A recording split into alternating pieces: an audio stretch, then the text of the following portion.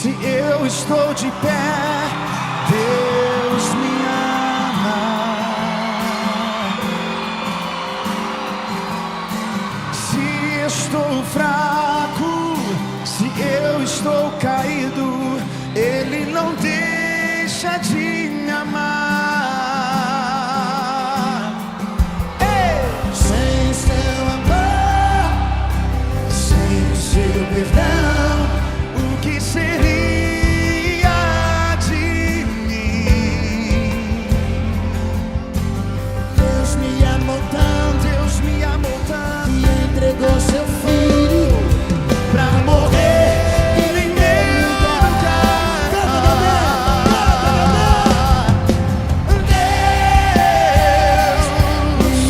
Deus me ama e o seu amor é tão grande e incondicional. Deus me ama e Ele está sempre de braços abertos pra mim. Onde estão os gratos pelo amor de Deus? Pelo amor de Deus.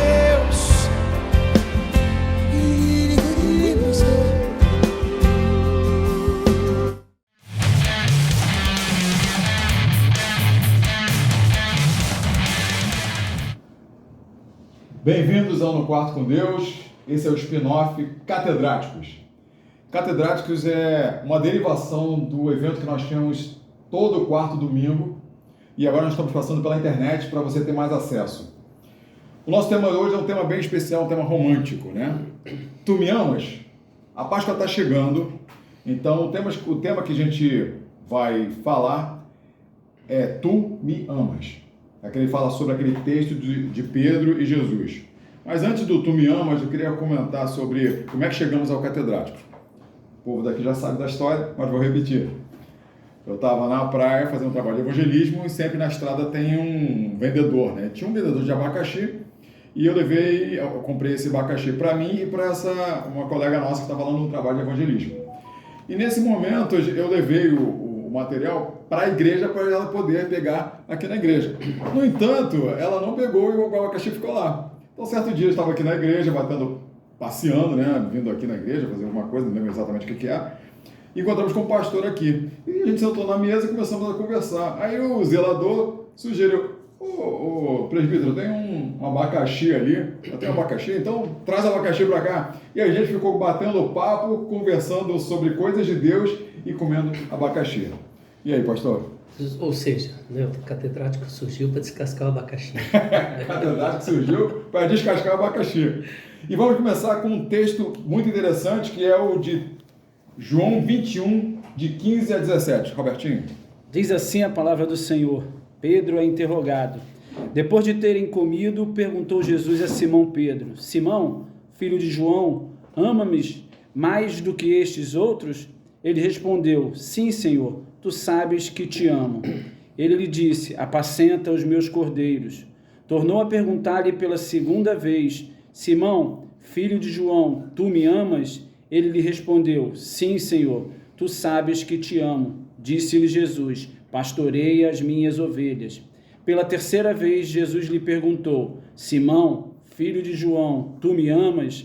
Pedro entristeceu-se por ele lhe ter dito pela terceira vez: Tu me amas? E respondeu-lhe: Senhor, tu sabes todas as coisas, tu sabes que eu te amo. Jesus lhe disse: Apacenta as minhas ovelhas. E aí, pastor, conta essa história pra gente aí. Tenta dar uma decifrada pra gente poder entender esse contexto. Aliás, esse texto é um diálogo muito interessante, né? Porque se a gente vai para o grego, a gente vai encontrar aqui um jogo de palavras muito interessantes. Tem muitos comentaristas que acreditam que esse jogo de palavras não faz diferença. Eu acredito que faça, porque o destaque desse texto é que Pedro se entristece no momento em que Jesus fala pela terceira vez. Só que Jesus, nas duas primeiras, ele utiliza um amor que é retratado na palavra ágape, que é um amor perfeito, né? E Pedro responde com a palavra filéu, que é um amor mais atribuído aos humanos. É como se estivéssemos dizendo assim: Pedro, o seu amor por mim é perfeito? Jesus diz, é sincero. E Pedro responde, é sincero, mas eu não posso dizer que é perfeito. E quando chega na terceira vez, Jesus usa a mesma palavra de Pedro. Então, na verdade, eu acho que tem dois aspectos. O primeiro, porque o 3 vezes pode ter lembrado que ele negou 3 vezes, e pode ser que esse rebaixamento da exigência de Jesus tenha feito Pedro se sentir incomodado, porque ele quer apresentar a Jesus um amor que ele não é capaz. E Jesus diz, se o teu amor é sincero, já é suficiente para mim, né? Então esse tu me amas, ele é um quadro que muitas vezes ele relata o que nós queremos oferecer a Jesus e o que ele espera de nós. Ele não espera que o nosso amor seja sem falhas, ele espera que seja sincero. Teria alguma relação com a questão de Pedro, tu morres por mim, tu entrega a sua vida por mim, porque ele já tinha dito nos versículos anteriores de que ele estava diante de todos os discípulos ali na ceia e ele falou assim, não, eu morro pelo Senhor porque eu sou melhor, como se ele fosse o discípulo mais fiel, o discípulo que tinha mais envolvimento com Cristo. E aí seria alguma coisa nesse respeito, ou seja, trazer um momento de ele falhou, ele pecou ali e de repente é trazido para ele uma oportunidade de restauração, como se trouxesse para a nossa memória, né? Você relembra o que você fez de errado e ele usa aquilo para dar uma restaurada na relação entre ele e Cristo. E creio, Roberto, que aquela noite talvez tenha sido a noite mais traumatizante da história de Pedro. É uma noite assim fantástica. Tudo começa quando eles estão chegando, né, para o local da Santa Ceia. Se a gente reparar lá, Jesus pega uma toalha e vai lavar, os pés. Sim. Agora, dentro da cultura judaica, aquele papel deveria ser feito por um escravo, não por um senhor. Se não tinha escravo presente, quem deveria fazer? O que tem a menor dignidade dentre os presentes. Ele deveria se levantar. Bom, se os discípulos não têm nenhuma dignidade, não tem maior nem menor, eu imagino que talvez o último que chegasse teria que fazer esse papel. Tenho a impressão que Pedro foi o último a chegar. Eu acho que é de Pedro, por alguns motivos. Primeiro, que o último pé a ser lavado é o de Pedro. Jesus lava o de todos. Sim. Quando chega em Pedro fala o quê? O meu Senhor não vai lavar.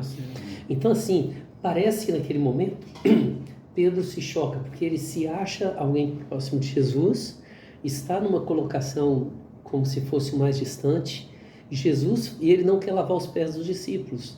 Jesus vai e quer lavar o dele. E ele reage dizendo, o meu não. Tipo assim, eles deixaram, eu não. E Jesus repreende ele, dizendo que se você não deixar, ele não vai ter parte comigo. Logo em seguida, eles vão para a Santa Ceia, né? E durante a ceia, ele está morrendo de curiosidade, porque Jesus fala que um vai trair, e ele está perguntando a João, quem é? E João pergunta, mas ele está distante. Eu acho que isso mostra que ele está afastado.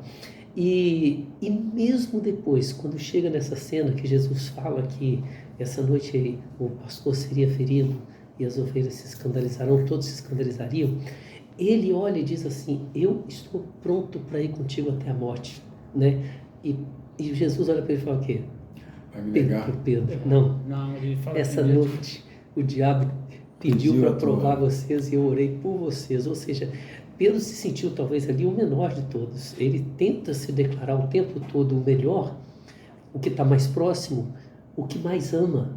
E tudo que ele consegue fazer é mostrar que é o mais distante, é o mais fraco, que menos tem a oferecer.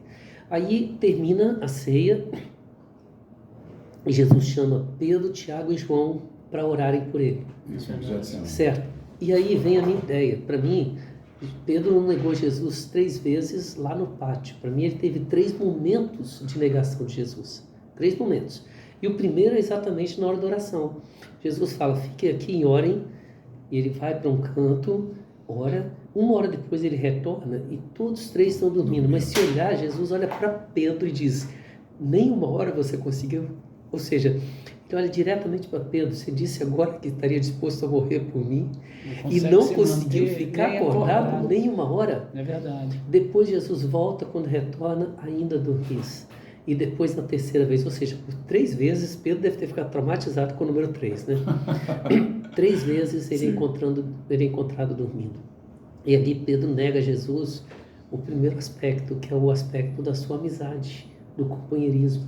Quer dizer, se Pedro ama Jesus, por que ele deixou Jesus, abandonou Jesus, não foi parceiro, não atravessou o vale com Jesus? Por que ele não caminhou ao lado de Jesus? Por que ele dormiu? Então Pedro deve ter entrado com a cabeça no parafuso ali, ele não conseguiu. Saíram dali, e é muito interessante porque eles encontram com Judas e os soldados, né? Lá em Lucas tem um registro muito interessante que diz que os discípulos que estavam ali, João e Tiago, falaram: Senhor, quer que nos defendamos? E antes que Jesus desse qualquer orientação, Pedro pega uma espada, corta, provavelmente pega de alguém lá, corta a orelha, e Jesus vai lá, conserta a orelha do servo do sumo sacerdote, dá uma repreensão. E ali é interessante, porque enquanto os dois perguntaram ao Senhor o que ele queria, ele quis mostrar para o Senhor que ele faria tudo para defender, mas ele negou ali exatamente o senhorio de Jesus, porque quando ele não pergunta a Jesus e faz o que acha que deve fazer, ele olha para Jesus e não trata Jesus como Senhor, ao contrário, ele trata Jesus como se fosse seu subalterno, ele que é o Senhor de Jesus, então ele tenta defender Jesus, certo? Saem dali e Pedro já está humilhado, quer dizer, ele não mostrou amizade, ele não mostrou respeito, e ele agora quer ver, pelo menos quer chegar onde Jesus está, e ele vê que João está lá dentro, por ser amigo do sacerdote. Ele faz uma piscadela daquela, né? Deixa eu entrar. Aí João deve ter falado com a pessoa deixa ele entrar, é meu amigo. E a pessoa pergunta: você é discípulo dele? Olha que situação. Se ele diz que é, ele denuncia João. Porque o João também seria. É verdade. Então ele tem que tomar um jeito, mas é só para entrar. Então, não sou discípulo, não, beleza, entrou. Passa mais ou menos 1 hora e alguém chega para ele e fala assim: você é discípulo de Jesus, seu jeito de falar te denuncia. Aí ele fala assim: está amarrado em nome de Jesus, não sou crente não. Ele demonstra isso, né? Dizendo que não. Só que a terceira vez é a mais interessante. Um parente de Malco, aquele que foi perder a orelha, vira para ele e fala assim: eu te vi. Não tem como você estava com eles. Você estava lá, foi você que cortou a orelha do meu parente. Não tem como se negar. E ele começa a xingar, a blasfemar. Aí ele vai lembrar daquela palavra de Jesus: hoje mesmo me negarás 3 vezes antes que o galo cante. Ou que o galo cante 2 vezes. Quantas vezes o galo cantou, não importa. Importa que depois da terceira negação ele lembrou, né? E aí ele começa a olhar ali que ele negou o seu amigo, o seu Senhor e o seu Salvador, a sua missão. Ou seja, olha para Pedro, está arrasado. Quando Jesus volta 3 dias depois, né, mais de 3 dias depois da sua ressurreição, encontra e fala: Pedro, você me ama? O que deve ter passado pela cabeça de Pedro? Eu dormi quando ele pediu para orar. Eu tentei fazer algo que ele não mandou fazer. E por 3 vezes me perguntaram se eu era discípulo, eu disse não. Como é que eu posso dizer que o amo? Mas ao mesmo tempo que ele fala isso, ele conhece o coração e ele sabe que ele ama Jesus. Ele não ama para poder passar no teste. Ele não ama para agradar as expectativas de Jesus. Ele não ama com a perfeição que se espera. Mas ele ama Jesus. Então, na minha visão, ele diz assim: Senhor, não é ágape, é filéu. Não é perfeito, é cheio de falhas. Não é aquele amor que possa dizer que eu mereço alguma coisa do Senhor. Mas o Senhor sabe. O Senhor sabe que eu sou aquele mesmo Pedro que disse assim: Senhor, para quem iremos nós? Nós temos andado com o Senhor, temos visto e temos crido que Tu és o Filho de Deus, que só Tu tens as palavras da vida eterna. Tu sabes, ó, que de fato, se eu tivesse condições, eu daria minha vida pelo Senhor. Eu não sei fazer, mas amar o Senhor eu sei que eu amo, né? E é interessante isso, porque todas as 3 vezes que Jesus pergunta e Pedro assim responde, a palavra de Jesus é dando o ministério, o pastoreio, o cuidado para Pedro, apacenta, cuida, Cuide. né? Ou seja, parece que Jesus está dizendo, Pedro, eu conheço o seu amor, mas não é o seu critério que deve ser usado, é o meu. E eu morri por você, porque eu sabia que você não poderia me amar como eu quero, como você quer. Ou seja, o amor perfeito só é possível depois da cruz, depois da salvação. Quando ele fala desse amor, ele fala mais no amor de amizade do que nesse amor ágape, né? Que é o amor de Deus para conosco. Trazendo um paralelo para os nossos dias atuais, como a gente pode tentar aqui desenvolver a questão de amor da igreja para o próximo? Ou seja, tu me amas, e nós como igreja estamos amando como Jesus, o amor ágape, o amor filéu, ou o amor de sentimento, de emoção que tanto nos são colocados pela sociedade de que todo tipo de amor vale, todo tipo de amor é possível. Como é que a gente tem vivenciado com essa relação? Toda forma de amor vale a pena, né? O amor, ele deixou de ter importância quando ele deixou de ser visto como atitude, passou a ser visto como sentimento. Amor, o contrário do amor, não é o ódio. O contrário do amor é a indiferença. Então, se você pensar bem, quem ama se importa. Então, vamos pensar. Quando um filho faz aquela coisa terrível, uma levadeza, uma malcriação, o pai ama, a mãe amam tanto que puxa a orelha, né? Chama atenção, põe de castigo, cria regras. Ou seja, o que está levando o pai a agir daquela forma? É um sentimento que é, digamos assim, um tipo de um ódio. É um rancor, ranço, né? É um ranço. Ele fica irado com aquilo. Existe o outro lado, o contrário do ódio, né? É a paixão. A paixão é você fica cego. Todos os dois são doentios. O crime passional pode ser por ódio extremo ou por paixão extrema. Entendeu? Então os dois são reflexos do amor, que tem que ter equilíbrio. Quem não ama, vê o filho fazendo malcriação e segue em frente. Não se importa. Não existe vínculo. Então, quando a Bíblia fala desse amor, ele tem que falar de um amor que não se expressa na forma de sentimento. Agora, existe no grego o eros, né, que seria a ideia do erotismo, que é o amor que ele é visto com base na visão, dos desejos carnais. O que nós temos feito hoje? Transformado a palavra amor, que é uma atitude proveniente de alguém, do sujeito, em prol da pessoa, do outro, né? Quer dizer, o amor nunca ele não, de nossa parte. Ou a gente recebe, ou a gente doa, né? Recebe de alguém e doa, mas nós não podemos fazer os dois ao mesmo tempo, né? Então, veja, esse lado da atitude, da ação que tem que ser feita para amar, que é o que Jesus fez. Qual é a prova do amor de Jesus por nós? A prova do amor de Deus por nós? Ele deu seu Filho. Deus prova o seu próprio amor pelo fato de ter Cristo morrido por nós, né? Nós temos transformado isso em um sentimento, que é um grande problema, e um sentimento com base no erotismo, ou seja, no que os meus olhos veem, no que o meu coração deseja, nas coisas que se apegam dentro de mim, ou que minha alma se apega. E isso tem sido um grande problema. Nós temos buscado em Deus a satisfação muito mais da carne do que do espírito. E outra coisa... Sentimentalismo. Sentimentalismo. Exato, um sentimentalismo erótico. Sim. E não o amor que é o que se importa, o que doa, o que se expressa, né? Quem ama não espera o retorno. Quem é amado não consegue entender o porquê é amado. Essa é a noção da graça de Deus. Olha que maravilha. Por que Deus nos amou? Um de nós sabe. Um de nós sabe. No momento em que Pedro fala, o meu pé você não vai lavar, que ele fala, Senhor, eu estou pronto para ir contigo até a morte. No momento em que Pedro tenta cortar a orelha da pessoa, ele está tentando arranjar um jeito de provar para Jesus que ele merece o amor que ele sabe que tem. Ele quer provar para Jesus que ele Quer merece. materializar esse amor que está no coração, mas que ele não consegue transpassar através de atitudes. Né? Na verdade, assim, ele sabe que Jesus o ama, mas ele não consegue entender por que Jesus o ama.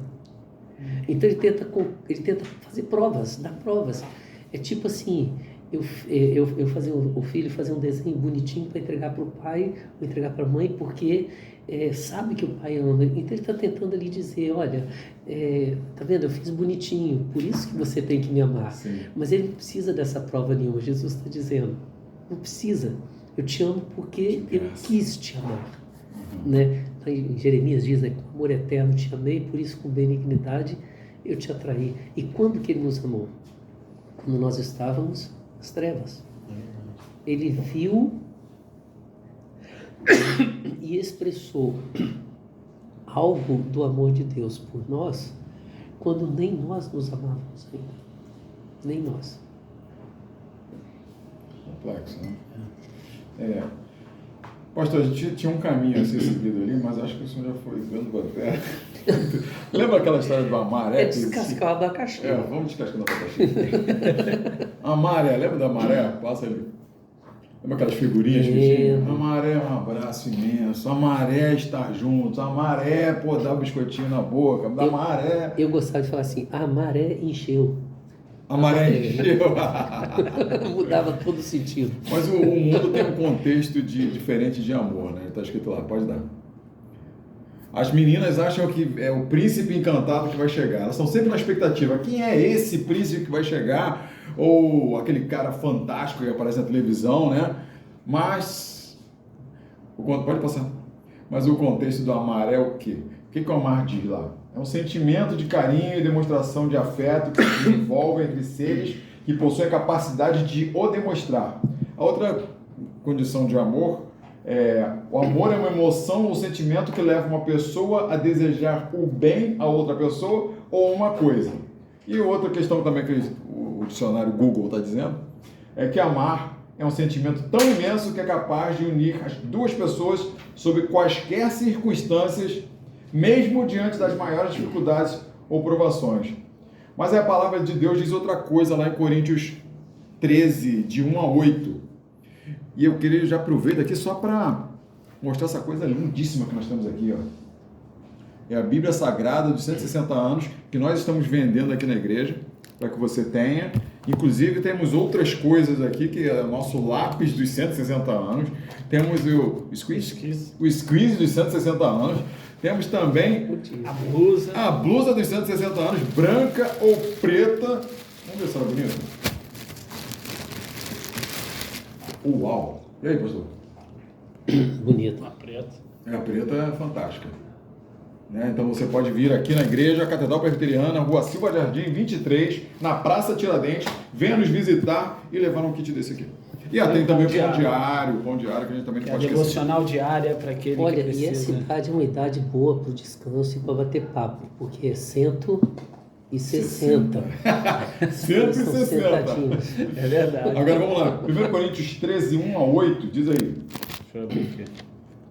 1 Coríntios 13 é aquele que fala sobre amor. Eu peguei, separou só esse texto. Aliás, pode falar. Interessante que esse texto ele está dentro de uma porção do capítulo 12 ao 14 que Paulo trabalha sobre dons.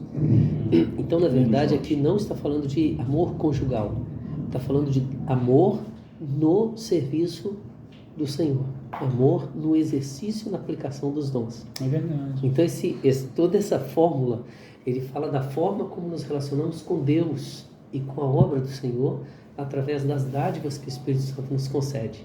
A gente usa muito para o lado... entre homem e mulher, casal, mas esse aqui está falando de dons. Interessante.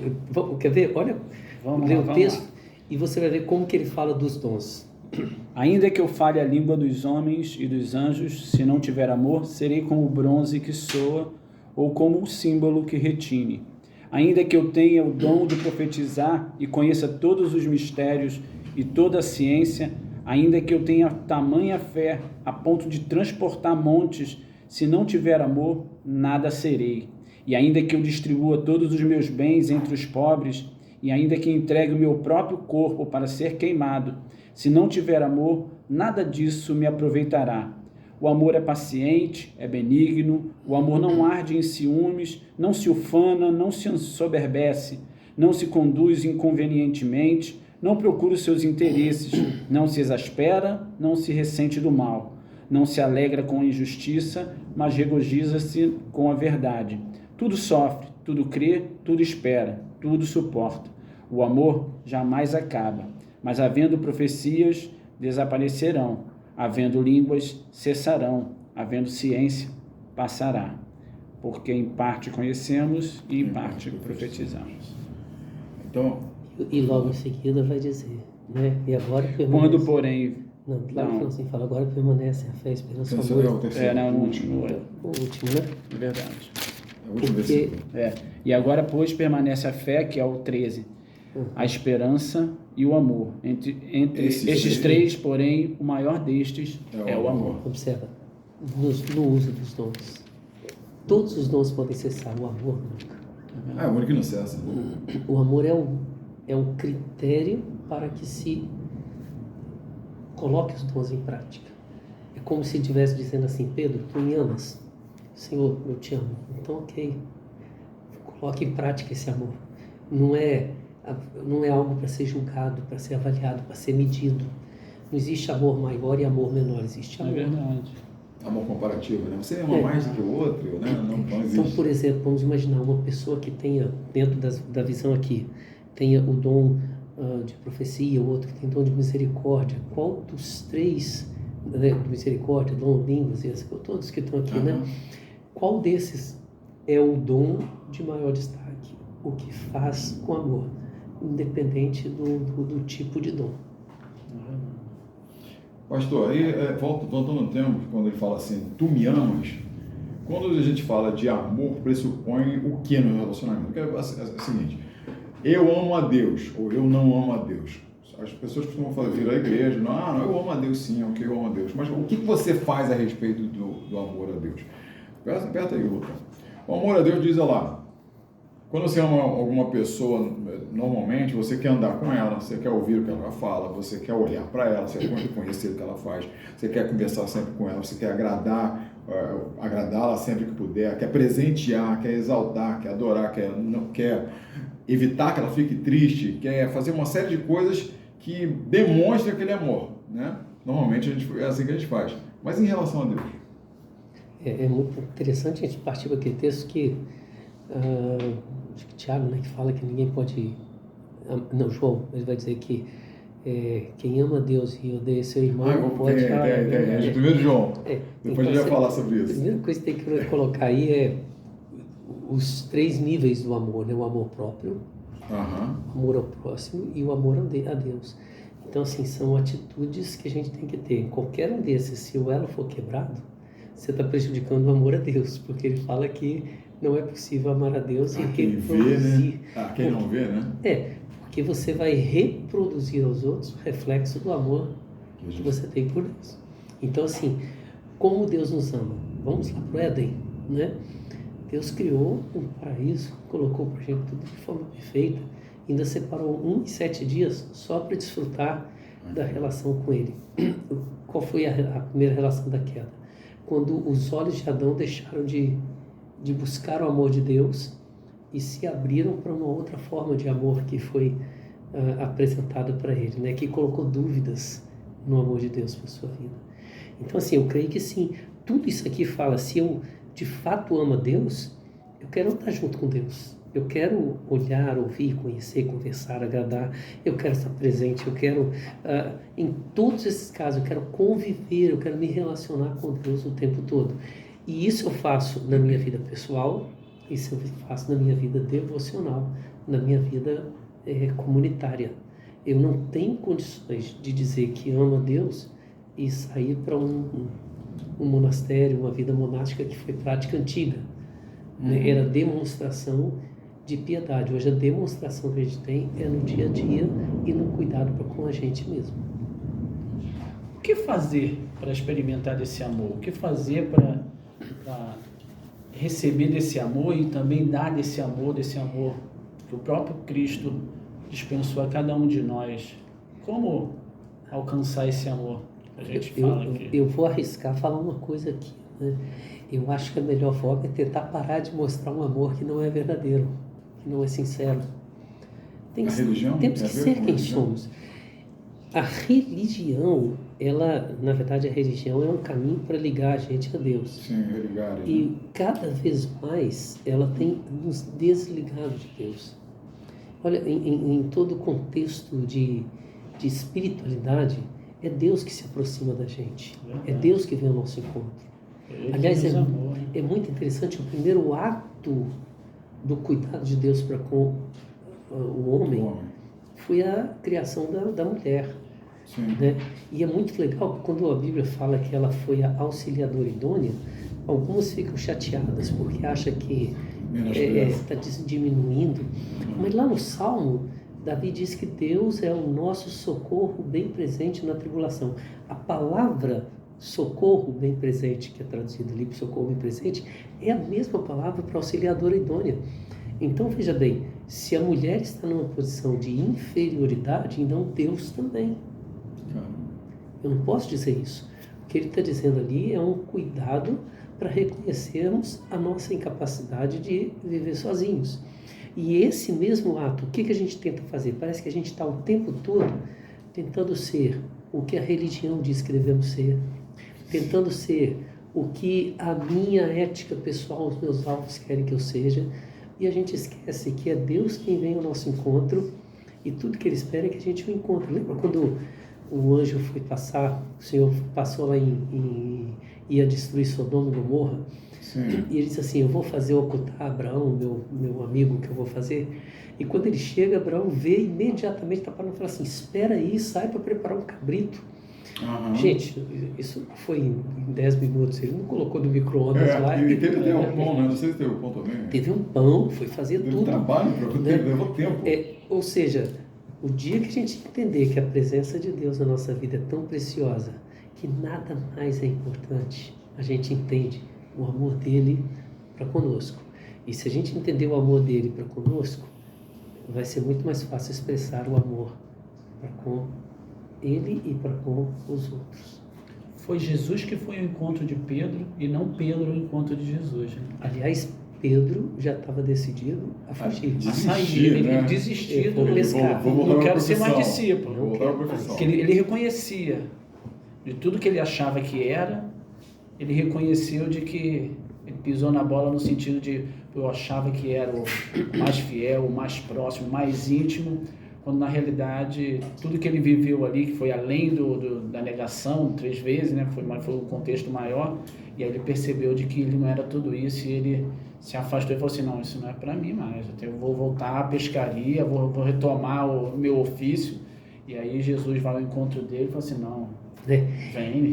E você reparou que tanto no chamado de Pedro no início, quanto nesse momento que precede, né, esse diálogo, as 2 noites de Pedro tinham sido de intensa luta para pescar e totalmente infrutíferas. Pô, É verdade, é verdade. Nos 2 casos, eles não pescaram nada. No começo, né? Quando foi chamado para ser pescador de homens. Só que tem uma diferença, né? Na primeira vez, Jesus fala aonde jogar a rede. Dessa vez ele pergunta, vocês têm alguma coisa aí para comer? Eles falaram, não, é senhora, nós passamos a noite toda e não pegamos nada. Aí ele falou, então repetiu a mesma cena, aí jogaram cheiro, e quando chegaram, a coisa mais engraçada, Jesus já estava com o peixe assado esperando eles. Mas Jesus já estava com peixe lá. Ele não queria peixe, ele queria dar uma lembrança. De vez em quando Deus fazia isso fazia ele lembrar do primeiro ato, amor. né? Não te chamei para pescar peixe, te chamei para pescar homens. Nossa. E você cresceu, você aprendeu, mas como Pedro. Tanto é que é esse Pedro que poucos dias depois faz aquele discurso no templo e 3 mil se convertem. Logo depois. Um Pedro 40 dias, renovado, né? Pedro que Transformado. Né? acordou, né? O Pedro que despertou. O Pedro que quer se apresentar para Jesus não consegue mostrar nada. Mas o Pedro que conheceu e foi transformado por Jesus, ele expressa para o mundo todo o amor que transformou a vida dele. Pastor, pergunta. Alguém ama quem não conhece? A gente consegue amar o que a gente não conhece? Olha, é difícil, né? Mas conhecer tem uma Sim. conotação de o conhecimento de sabedoria, né? De saber, de ciência e de experiência. Então, assim... De contato? É interessante, De por exemplo... relacionamento. Por exemplo, eu conheço minha filha, ela mora na China. Eu conheço minha neta, ela mora na China. Vai fazer 1 ano. Eu a conheço, mas eu não a conheço.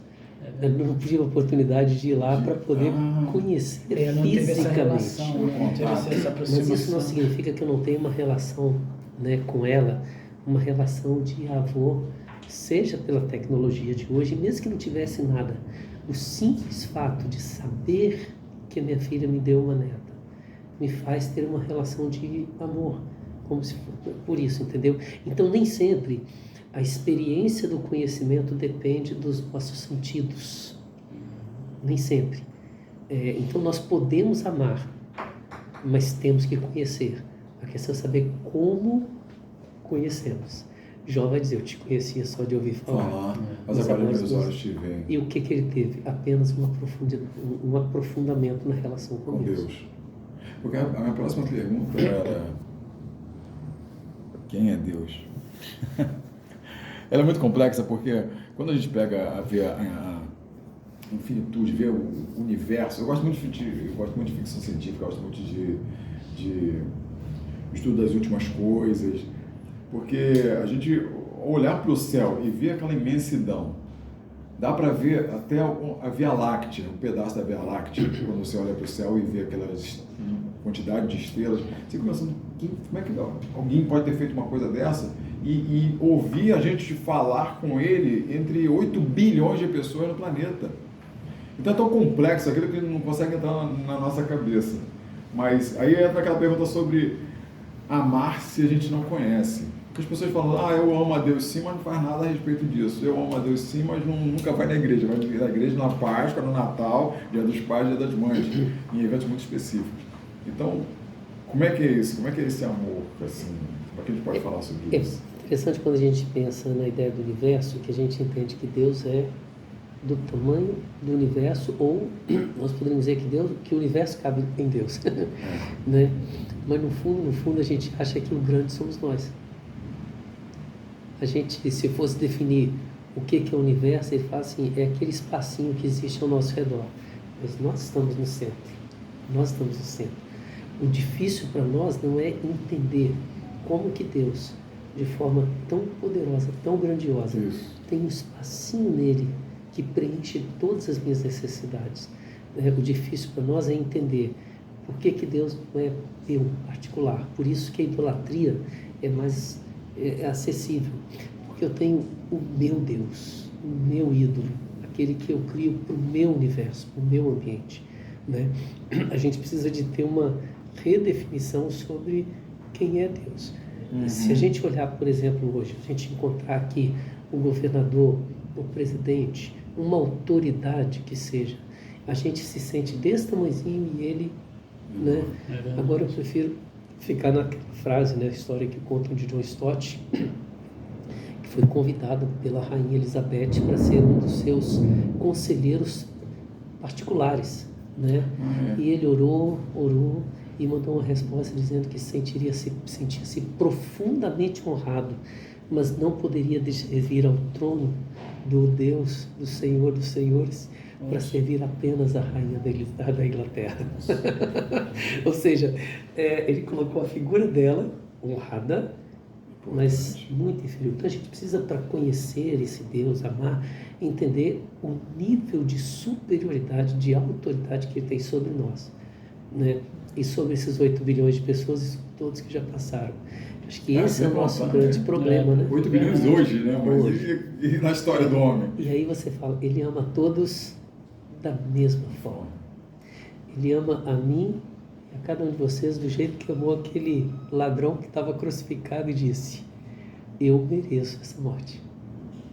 É o mesmo amor. Né? Isso, às vezes é complexo porque a gente acha que a gente é bom.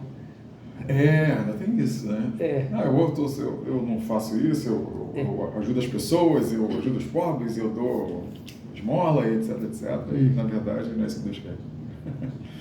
Amar porque Deus amou o mundo de tal maneira que deu seu Filho unigênito, para que todo aquele que nele crê não pereça, mas tenha a vida eterna.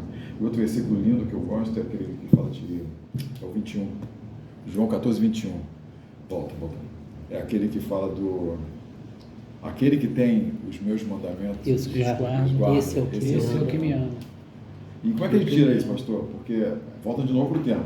Tu me amas, mas tu me amas exige que a gente faça alguma coisa no sentido do que a Bíblia fala? O amor, ele não exige. Não é condicional? Não. Mas a pessoa amada, ela não consegue deixar de reproduzir esse amor. Porque é um amor que constrange, né? Porque não depende de você, depende de quem te ama. Exato. É assim quando a gente expressa o nosso amor a alguém, né? Ao ponto de, o que eu fiz para poder receber tamanho amor, né? E aí você se sente até meio constrangido, meio, poxa, como é que a gente pode retribuir tudo isso, né? Tudo isso que foi feito, tudo isso que está sendo dispensado a cada um de nós. É engraçado, hoje nós temos aquele amor interesseiro. Você chega para a pessoa amada e diz assim, eu te amo. Ela já fica assim, o que você quer de mim? Agora imagina aquele amor sincero, que a pessoa vai dizer, eu te amo. E não há nada em troca. A pessoa que se sente amada, ela vai ficar constrangida de não responder pelo menos o eu te amo. Pode ser sincero, pode ser só um toma lá da cá, pode ser uma questão de conveniência, mas ela ouvir e ficar calada, ela não vai conseguir. Então assim, o amor de Deus nos constrange porque ele é um amor tão puro, tão perfeito, tão pleno, que a gente não consegue entender. Consegue. Não dá para entender como que ele deu o seu filho por nós, como ele se entregou por nós. E é por nós que, como o senhor falou, nós somos bonzinhos, entre aspas, mas é aquele que é malzinho, ele se entregou também pelo malzinho, né? E não é engraçado, né? O único que a gente pode dizer com certeza que vai para o céu é aquele ladrão. Ele falou, afirmou. Ele falou, hoje mesmo estarás comigo no paraíso. Ele não falou isso para nenhum dos discípulos. Aliás, eu gosto de fazer essa pergunta. Se você encontrasse uma semana antes da cruz aquele ladrão e Judas, você ia pedir socorro para quem? Quem é que você ia ficar do lado? De Judas ou daquele ladrão que estava lá na cruz? Ladrão, com certeza. Não. Uma semana antes? Uma semana antes de Judas, com certeza. Tem coisas que só se revelam no momento da cruz. É verdade. Né? Na hora do aperto. Exato. E Jesus andou 3 anos e meio com um discípulo que o traiu. Vendo os milagres, e passou vendo tudo. 3 horas, talvez 6 horas, ao lado de um ladrão. Verdade. Que só o reconheceu na cruz. Aí você olha assim, gente, que amor é esse? Agora você imagina se aquele ladrão que está lá tivesse a oportunidade de descer daquela cruz, se naqueles poucos momentos ele repreendeu o outro amigo, e no início eles começavam blasfemando, ele conheceu Jesus na cruz. Ali. Né? Se ele repreendeu e disse, nós estamos aqui porque merecemos, ele é inocente, você não teme, e ele pede, se ele tem naquele momento, você imagina o que ele faria depois, né? Tem, se não me engano, aquele filme Ben-Hur, né? Que narra a experiência de um soldado que se converteu e passou a vida toda para pregar o Evangelho. O amor nos leva a pregar, o amor nos leva a fazer o bem, o amor nos leva a exercer os dons, o amor nos leva a cultuar, o amor nos leva, por quê? Não porque nós temos um amor perfeito, mas porque o amor perfeito dele por nós, ele, deixa eu já adiantar que ele lança fora as trevas, ele tira, e o que sobra é a luz. E a Páscoa, pastor? A Páscoa está chegando aí. Pois é. Eu ia falar sobre aquela questão ali atrás, que Deus não existe. As pessoas falam, né? O ateu costuma falar. Tem amigos, todo mundo tem alguém que que diz que ele não acredita em Deus. Mas ele não consegue entender que quando você tira a luz, essa luz está nos iluminando aqui, sobra as trevas. Né? Quando a gente tira Deus do contexto, sobra o mal. E eles não conseguem ver isso. Então, como existe muita violência, existe fome, existe maldade, então Deus não existe? É isso? Não é. Tanto é que nós temos a Páscoa e as pessoas não entendem o que significa a Páscoa. Pois é, olha... É chocolate, pastor? É coelhinho? É bombom? É ovo de Páscoa? É gostoso, né? Essa parte é gostosa, né? Mas não faz o menor sentido. Agora, é interessante dizer que a Páscoa é tão gostosa, sendo que ela representa tanto para o mundo judaico quanto para o cristão, sim, tanta dor. É a morte do cordeiro, né? É a erva amarga, é o pão sem levedo, né? É comer preparado para sair correndo para guerra, para fugir, né? E em Cristo é um inocente sendo crucificado de uma forma tão dolorosa, sendo escarnecido, humilhado, pisado. Então, assim, de fato, isso é um choque, né, para nós. Eu creio que a Páscoa é um dos tempos que nós temos hoje para poder ainda chegar ao mundo com a mensagem do Evangelho. Mas o mundo já está tirando isso, inclusive dentro da igreja está tirando isso. Hoje você vê muitas igrejas falando mal da Páscoa, porque a Páscoa não é cristã. Gente, a Páscoa nunca foi nesse sentido que nós temos aqui, né? Comercial, nunca foi esses elementos, assim como o Natal. Mas é um dos poucos tempos no mundo hoje em que eles ainda aceitam ouvir. Aí vem para a igreja, vai ver chocolate e outras coisas assim. Eu não acho que tem que mudar. Dá um chocolatezinho, mas coloca a palavra de Deus em evidência. Por quê? Porque isso abre diálogo. Aquele abacaxi que está lá, enquanto a gente vai descascando e comendo, a gente tem como conversar. E é a chance que temos no mundo, né? Agora, a Páscoa verdadeira, ela é a demonstração máxima do amor de Jesus por nós. E Jesus é o foco da Páscoa. Todos os símbolos veterotestamentários apontavam para Cristo. E toda Páscoa após Cristo, deve nos levar ao sepulcro vazio, né? Que é a prova máxima da vitória de Jesus. Mas o senhor acredita que se um ateu ficar com a Bíblia durante um mês, ele se converte? Ele passa a amar a Deus? Ó, ele passa a conhecer a Deus. Com certeza. Eu tinha falado anteriormente. Começo, A questão do conhecimento. Algumas pessoas o conheceram tão bem que resolveram desprezá-lo. Voltou os judeus, né? Nem sempre o conhecimento vai se reproduzir em amor, mas a falta de conhecimento com certeza não permite experimentar o amor, né? Jesus diz: veio para os que eram seus e os seus não receberam, né? Mas a todos quanto receberam, Deus poder de serem feitos filhos de Deus. Então um ateu, ele pode ler a Bíblia e conhecer Jesus, e conhecendo Jesus ele pode experimentar o amor de Deus. Você pode também não ler a Bíblia e ainda assim ser alcançado por esse amor, né? Porque não depende só das letras, né? Não depende só da Bíblia em si. É o ato do Espírito Santo, né? O ato do amor de Deus, de alguma forma, né? A gente pode ver relatos aí de pessoas que não tinham nada para poder se converter, o que a gente tem, uma igreja, uma congregação, e ainda assim foi alcançado pelo amor de Deus, né? Eu gosto de dizer assim: Deus usa sempre a sua palavra, mas ela não tem que ser impressa, ela não tem que ser um papelzinho, porque hoje a gente acha que tem que ser o folheto. A palavra mais poderosa de Deus é a vida do cristão. E hoje, o que mais tem demonstrado ao mundo a falta do amor de Deus é a falta do amor da igreja. Por isso que fala lá que no final dos tempos o amor de muitos se esfriará. Isso é... Em 2011, quando teve aquela chuva lá em Friburgo, eu escrevi um livrinho e eu fiz uma segunda edição sobre esse livro agora no início desse ano. O tema é Onde Deus Está. Eu fiz 5 perguntas que a gente tem que fazer para a gente antes de questionar a ausência de Deus, né? Então, a ideia básica, por que eu escrevi esse livro? Porque quando eu ligava para o pessoal, eles falavam assim: por que Deus deixou cair essa chuva? E eu comecei a perceber que toda vez que ocorre uma grande tragédia, as pessoas reclamam logo que Deus abandonou, Deus largou. Uma das coisas que eu coloco lá é o seguinte: será que se a gente reclama de Deus não é exatamente porque a gente sente falta dele? Pensa bem, quando uma criança se machuca, qual é o primeiro nome que ela fala? São meus pais. Mãe! Por quê?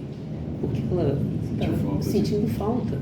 Então, na verdade, o mundo não olha para Deus dizendo que Ele é o autor das tragédias.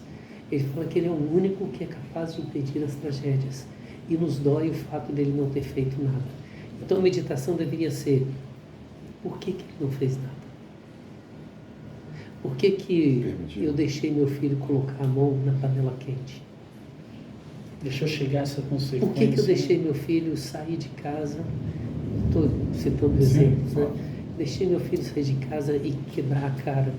Por que eu deixei um amigo insistir numa relação errada? Por que eu deixei?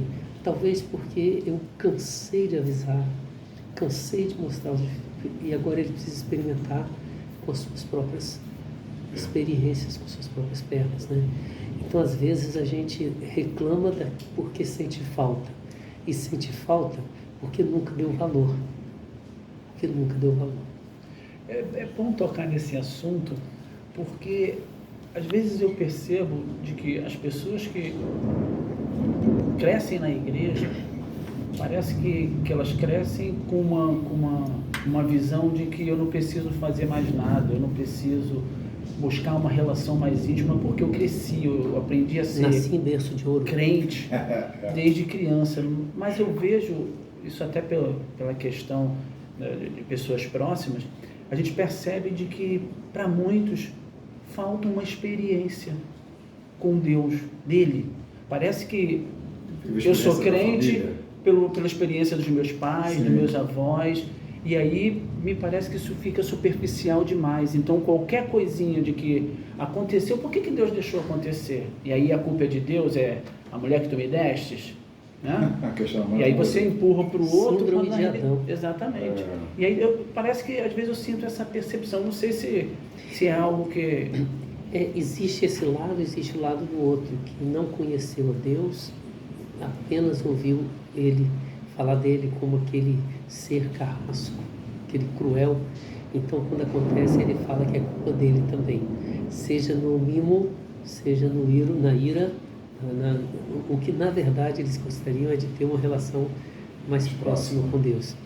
Uns têm tão próximo que desprezam. Você sabe que esse risco é um risco grande para o ministério pastoral. A gente costumava falar muito no seminário desde o início, né? Que quanto mais próximo do sagrado, menos o sagrado se torna sagrado. Quanto mais próximo de Deus, mais você vai aprendendo a se relacionar com Deus sem ver nele a figura de uma autoridade. Isso é natural na nossa vida. Isso é natural. Eu vou dar um exemplo, né? Se você chega perante, pegasse uma empresa, né? Perante o presidente da Petrobras, você vai chegar todo protocolar, na verdade. Você vai saber quais palavras usar, tal. Se na hora que você estiver ali chegar um funcionário dele, ele vai chegar com mais liberdade do que você. Já não vai ser tão protocolar, mas vai chegar com muito respeito.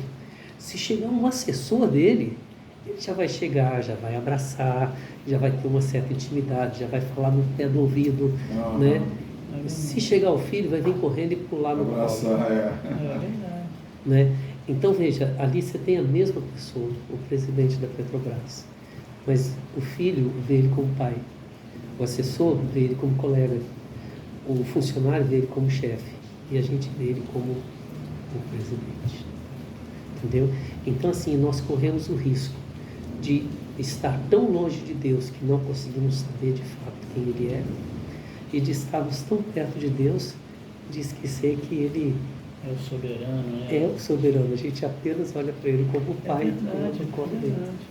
Às vezes você passa a ter uma relação até muito mais simplista, né? Algo que, pô, não preciso mais de tanta reverência, né? Porque agora eu sou amigo de Deus, e aí, Eu já ouvi isso, né? eu já ouvi isso. Até Jesus chamando ele de Senhor, por que eu vou chamar de você? Eu fico questionando isso, né? Porque eu gosto muito de chamar as pessoas de senhores, né? Saber fazer a hierarquia, né? Mas assim, eu vi gente falando isso, exatamente o que você está falando. Você, como assim chamar Jesus de você? Porque eu às acho vezes que É que eu estou num nível de intimidade muito maior. perto, né? Aí- Muito mais que você. é uma linha muito tênue, né? Você pode estar lá em cima, de repente você está embaixo, né? Sem Você saber, sabe que não, pô. sem saber. Eu achava, vai dar uma de Pedro, né? Eu achava que eu era o discípulo predileto, né? O amado, né? O mais Sim, dedicado. no fim da fila. E aí, de repente, eu percebi que eu era o último, né? Ou aquele filho que pediu ao pai a herança. A herança, e foi embora. Na verdade, ele achava que o pai não sabia cuidar das heranças, ele seria muito melhor. Cuidado com E ele ele. só reconheceu o quanto ele era amado na casa do pai Quando você volta. quando ele chegou ao fundo do poço e já não tinha mais nada. Ele disse que até os empregados do pai mais bem eram tratados que mais ele. bem tratados do que ele na vida que ele buscou. Então, assim, o mundo pode buscar a revolta ou buscar a aproximação de Deus. Mas é muito gostoso quando esse filho que desfrutou de tudo e desprezou o pai, entende o amor do pai e volta para ele. Eu acho que isso acontece com Pedro e é o que tem que acontecer com a igreja de hoje. Porque eu acho que nós hoje estamos vivendo com o pai e ao invés de virar para ele e falar assim, pai, que bom ter o senhor aqui. A gente está dizendo assim, ô coroa, usar uma linguagem antiga, né? Coroa, não se incomoda na minha vida não, que eu sei o que é viver. A gente está gastando muito tempo dentro do nosso nosso mundinho, na nossa internet, no nosso e esquecendo que o pai continua na mesa chamando a família para ser acordo. Será que os nossos métodos está sendo algo que está contribuindo para isso? E aí a gente pensa na questão da religião. Acho que Jesus era muito mais do que uma religião, né? Ele amava incondicionalmente, ele não colocava tradições e tradicionalismo na frente do amor dele. Acho que quando a gente não se apega muito mais nessa religião, a gente não acaba indo também por esse caminho de você ser de fato um vaso de bênção para o outro, quando na realidade você quer criar o seu próprio caminho, suas próprias maneiras de alcançar o outro, né? Acho Sim. que A igreja, por exemplo, ela não deveria ser um lugar onde eu exijo santidade para poder fazer parte. A igreja tem que ser um lugar onde eu melhor expresso a nossa humanidade em Cristo. Eu gosto de pensar que a igreja é um hospital em que todos são doentes. Médicos, Sim. do presidente ao paciente mais grave, né? Todos são Precisam de doentes cuidado. e estão se cuidando. Essa é a visão do Pat Adams, né? Ele tinha essa visão, todos estamos vivendo uma comunidade terapêutica. Agora é interessante, nós desejamos sair da igreja quando nossos critérios não são atendidos, correto? Isso é sinal de que nós não estamos dentro da igreja buscando conhecer e vivenciar o amor de Deus. Senão a gente passaria a olhar esse ambiente como o ambiente em que mais devemos expressar esse amor de Deus, às vezes mais até do que dentro de casa, né?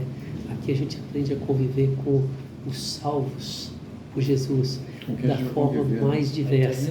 Dentro de casa é a célula de proteção e amor que Deus nos deu para viver como irmãos, como comuns, como iguais, né? Então, assim, eu creio que sim, a igreja deixou de ser o ponto de encontro dos cristãos para adorarem a Deus e viverem comunitariamente, para ser a formuladora de regras para se conhecer o caminho de salvação. Jesus, ele cria a igreja. Eu creio que a igreja é essencial para vivermos a vida cristã, mas ele não é a igreja, ele está muito acima da igreja, ele é a nossa vida.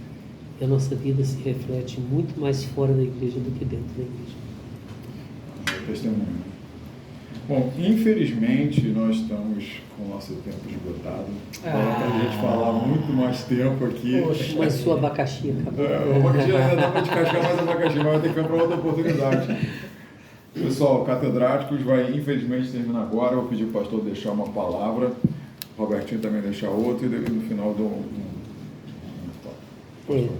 É muito interessante esse tema, Tu Me Amas, porque eu creio que agora na Páscoa, de uma forma muito especial, essa vai ser a grande pergunta, né? E não acho que o correto é, se tu me amas, não vai ter chocolate, não vai ter coelhinho, não vai ter ovo, coisas absurdas. Não, isso daí não tem nada a ver com o amor verdadeiro. A pergunta é quanto de Deus está na frente de todas as decisões que você vai tomar na sua vida. Eu creio que a gente tem que aproveitar esse tempo da Páscoa e voltar a olhar para aquele que na sexta-feira estava pendurado na cruz, rodeado por 2 ladrões. E eu creio que a minha grande dificuldade é saber qual desses 2 ladrões me representa. Aquele que vai comer o chocolate, vai dar presente, vai ficar feliz e vai dizer, se tu és o Filho de Deus, desce daí e tira a gente também. Ou aquele que vai comer o chocolate, mas vai olhar para Jesus e dizer, eu estou aqui pelos meus crimes, né? Estou aqui pelos meus crimes, mas eu sei que tu és o Filho de Deus, então lembra de mim quando estiveres no teu reino. Eu creio que essa é a nossa grande mensagem, porque o amor de Deus, ele se reflete, mas quanto desse amor transformou a nossa vida? Acho que nem precisa falar, não vou falar mais nada não, depois disso aí. Aí eu aproveito só para dizer o seguinte, meu irmão, minha irmã, você que nos assiste, pode passar a nos acompanhar, nosso objetivo aqui é justamente esse, anunciar a palavra, demonstrar que existe uma possibilidade de ser alcançado pelo Senhor através desse amor que Ele dispensou a cada um de nós. Então, se você tem alguma pergunta, algum questionamento, você pode, escreve aí no canal do YouTube, participa, faça a sua interação conosco, que a gente, no próximo que tivermos, a gente vai responder de alguma forma, a gente vai falar alguma coisa sobre isso. Então, a gente conta com o seu apoio, com a sua dedicação aí, e que você nos ajude e nos acompanhe, porque essa é uma obra que começou no coração do Senhor, no quarto com Deus, e agora está partindo para uma nova etapa, para um novo modelo. Então, conto com as suas orações também, e acompanhe aí, fique ligado com a gente, que vai ser bênção, com certeza, como está sendo hoje. Obrigado, pastor. Muito obrigado mesmo. Aguarde. Eu vou deixar com vocês um versículo que fala o seguinte, Mateus 6,6. Tu, porém, quando orares, entra no teu quarto e, fechada a porta, orarás a teu Pai que está em secreto, e teu Pai que vem em secreto te recompensará. Esse foi o tema que criou no Quarto com Deus, e no Quarto com Deus se dividiu agora nos catedráticos. Aguarde os próximos eventos. Curta o canal, aquela mensagem sempre, né? Tem que curtir, tem que curtir. Curta o canal e divulgue essa mensagem. Compartilhe. Deus abençoe você. Amém. E vamos até a próxima. Amém. Abraços.